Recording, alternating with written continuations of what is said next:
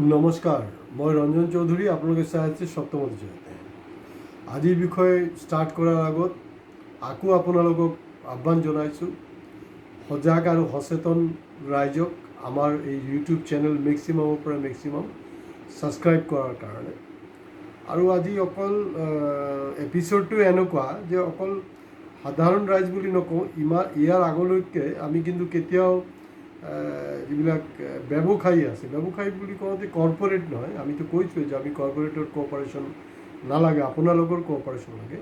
আমি বিচাৰিছোঁ যে যিবিলাক নিম্ন খাপৰ বেপাৰী আছে তেওঁলোকৰ কাৰণে, কাৰণ তেওঁলোকে একদম কাৰণ GSTৰ কাৰণে তেওঁলোকৰ অৱস্থা জুৰুলা।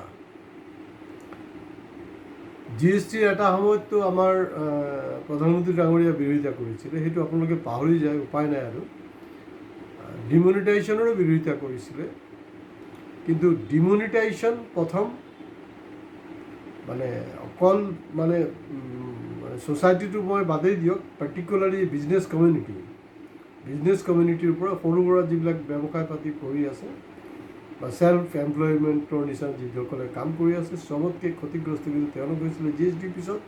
তাৰপিছত ডাবল ধামাকা হ'ল যেতিয়া ডিমনিটাইজেশ্যনৰ পিছত GST আনিলে, একদম অৱস্থা নাইকিয়া কৰি দিলে। কিন্তু তাৰ পিছতো দেখা গৈছে যে আমাৰ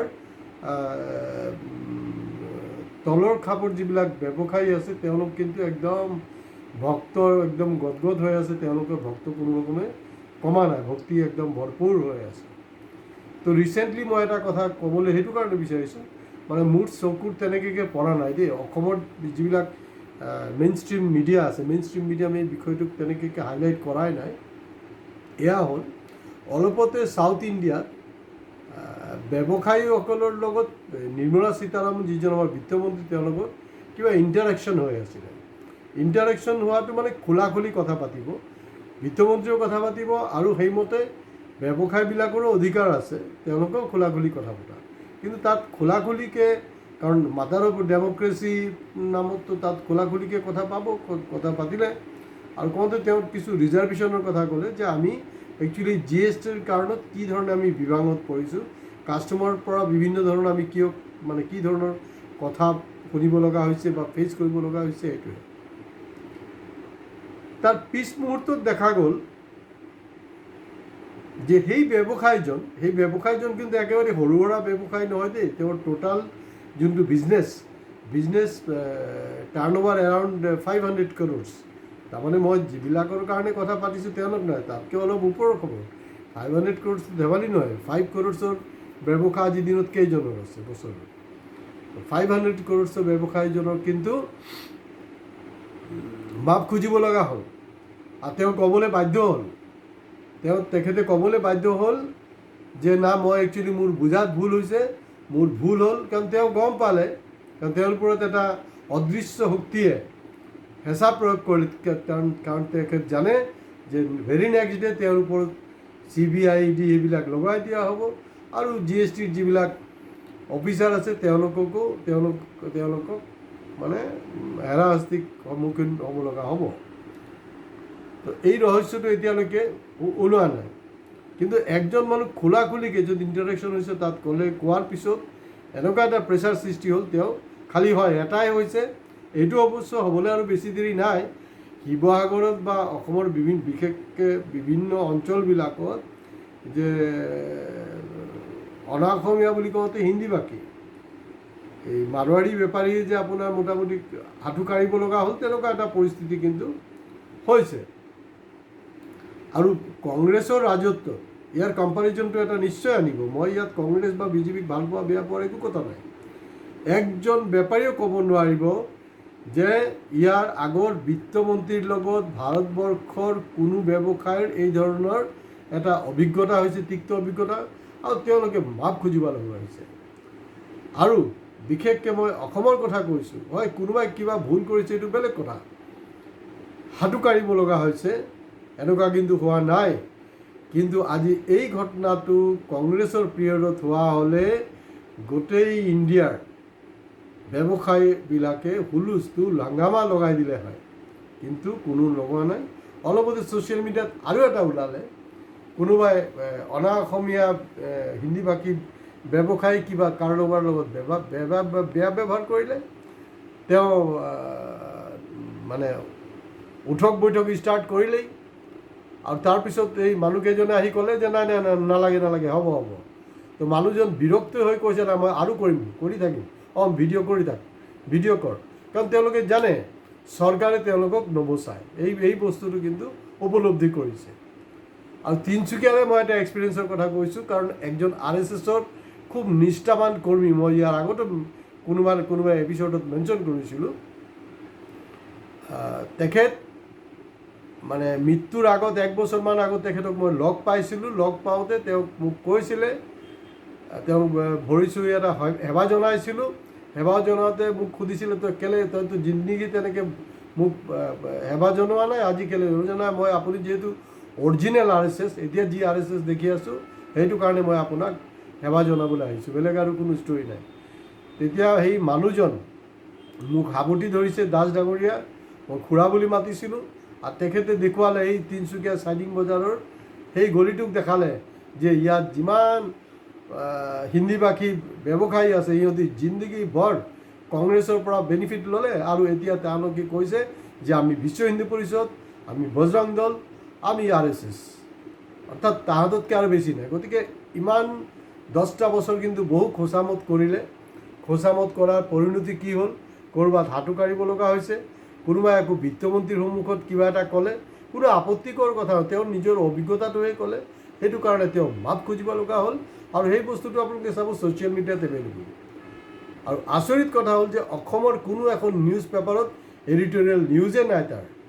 এইটো এডিটৰিয়েল নিউজে নহয়, কিন্তু এইটো এডিটৰিয়েলত স্থান পাবলগীয়া এটা নিউজ, এইটো বহুত মাৰাত্মক নিউজ। GST সম্পৰ্কে যেতিয়া ৰাহুল গান্ধী ডাঙৰীয়াক কৈছিলে, তেতিয়া অলপ শুনাত ইমেচিয়ৰ লাগিছিলে।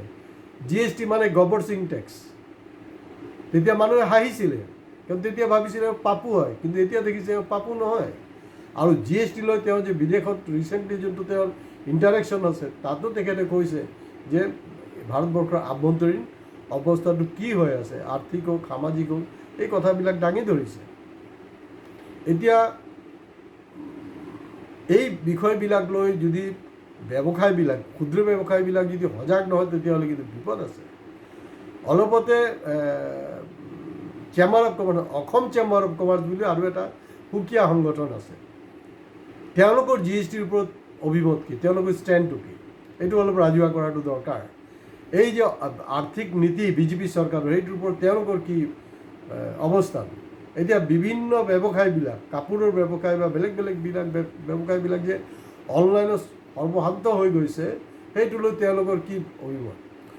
এই সাধাৰণ মানুহ নহয়, এতিয়া ব্যৱসায়ী ক্ষুদ্ৰ আৰু মাজুলীয়া ব্যৱসায়ীৰ ওপৰতো আক্ৰমণ আহিছে। তাৰ পিছতো যদি ব্যৱসায়ীসকলে মনে মনে থাকে, তেতিয়া কিন্তু ভগৱান ৰামো আপোনাক বচাব নোৱাৰে, কোনো বচাব নোৱাৰে। হয়, নিশ্চয় ব্যৱসায়িক BJPয়ে, কাৰণ BJP সম্পৰ্কে এটা সময়ত আইডিয়া আছিলে যে এইটো বনিয়াৰ দল, মানে বনিয়াৰ দল। হয়, এতিয়া আজিও বনিয়াৰ দল, কিন্তু আগতে কি হৈছিলে, মোটামুটি যিবিলাক এনেই ব্যৱসায়ী আছে, ব্যৱসায়ীবিলাকৰ পক্ষতে তেওঁলোকে কাম কৰে। কিন্তু লেটেষ্ট পজিশ্যন হ'ল তেওঁলোক গোটেই ভাৰতবৰ্ষৰ 1% বনিয়া, অৰ্থাৎ তেওঁৰ একেবাৰে ঘনিষ্ঠ আদানী আম্বানী আৰু ক'বলৈ নাই ইত্যাদি ইত্যাদি। তেওঁলোকৰে কিবা যদি অসুবিধা হয়, তেওঁলোকৰ সেইবিলাক লৈ মাত মাতিছে, বেলেগ বিষয়ত মাত নামাতে। কিন্তু এইজন নিৰ্মলা সীতাৰামৰ লগত যেতিয়া আৰু এটা ইণ্টাৰেকশ্যন হৈছিলে, ইণ্টাৰেকশ্যনৰ সময়ত কিন্তু শ্বেয়াৰ মাৰ্কেটৰ একজন দালাল, শ্বেয়াৰ মাৰ্কেটৰ একজন ব্ৰকাৰে তেখেতক কৈছিলে যে GSTত কিন্তু আমাৰ অৱস্থা জুৰুলা কৰিছে, আৰু আমি এজ এ দালাল আমি যিমানটো কমিশ্যন খাব পাৰোঁ, যিমানটো আৰ্ণ, তাতকৈ দেখিছোঁ GSTৰ নামত চৰকাৰৰ ইনকাম বেছি। তেতিয়া কিন্তু সেই দালাল বা সেই ব্ৰকাৰজনৰ এগেইনষ্টত কোনো ধৰণৰ IT চেল, BJP লবি কোনো মাত মতা নাই, মনে মনে আছে। আৰু সেইটো সময়ত দেখা গৈছিলে নিৰ্মলা সীতাৰামনজী তেওঁ হাঁহি আছিলে কথাটো। কিন্তু এইটো কথাটোতো হাঁহিব লাগে, নহ'লে এই ধৰণৰ মত বিনিময়ৰ কি দৰকাৰ আছে, এই ধৰণৰ মন্থনৰ কি দৰকাৰ আছে? কোনো দৰকাৰ নাই। তেওঁলোকে যি মন যায় সেইটো কৰি থাকক। কিন্তু এতিয়া সময় আহিছে যে আমি আমাৰ চেনেল অকল সজাগ ৰাইজ নহয়, যিবিলাক সজাগ বেপাৰী, কাৰণ মস্কা মাৰি তেল মাৰি বইলিং কৰি আপোনালোকে জীয়াই থাকিব নোৱাৰিব। বহুত প্ৰব্লেম আহিছে আৰু অহা দিনত আহিব লগা আছে। এতিয়াও মানে কি বুলি কয় আপোনালোকৰ ভাষাত, জাগো ইণ্ডিয়া জাগো। এতিয়া কিন্তু জাগক, নহ'লে কিন্তু বিপদ হ'বই। কাৰণ আপোনালোক আমি জানো কি পৰিস্থিতিত গৈ আপোনালোকে মূল্য বৃদ্ধি কৰিবলৈ বাধ্য হৈছে। কাৰণ আপোনালোকৰ ওপৰত কি ধৰণৰ গুণ্ডা টেক্স আহিছে, কি ধৰণৰ চৰকাৰৰ প্ৰেছাৰ আছে, এই গোটেই কথাবিলাক আমি জানো। আমি আৰু বেছি ব্যাখ্যালৈ নাযাওঁ। তো গতিকে আমাৰ এই চেনেলক আপোনালোক বেছিকৈ ছাবস্ক্ৰাইব কৰক। আৰু আমি বিচাৰিম যাতে আমি এই বিষয়বিলাক লৈ ক'ব নালাগে, মেইন ষ্ট্ৰীম মিডিয়াক কয়। অৱশ্যে মেইন ষ্ট্ৰীম মিডিয়াটো এতিয়া মেইন ষ্ট্ৰীম মিডিয়া হৈ থকা নাই। আমাৰ নিচিনা ছ'চিয়েল মিডিয়াই এতিয়া মেইন ষ্ট্ৰীম মিডিয়া হৈছে। গতিকে আমাৰ সত্যমতী চেনেলটো ফ'ল' কৰিব, আপোনালোকে ছাবস্ক্ৰাইব কৰিব, শ্বেয়াৰ কৰিব আৰু লাইক কৰিব। ধন্যবাদ। আজি ইমানতে শেষ কৰিছোঁ। নমস্কাৰ।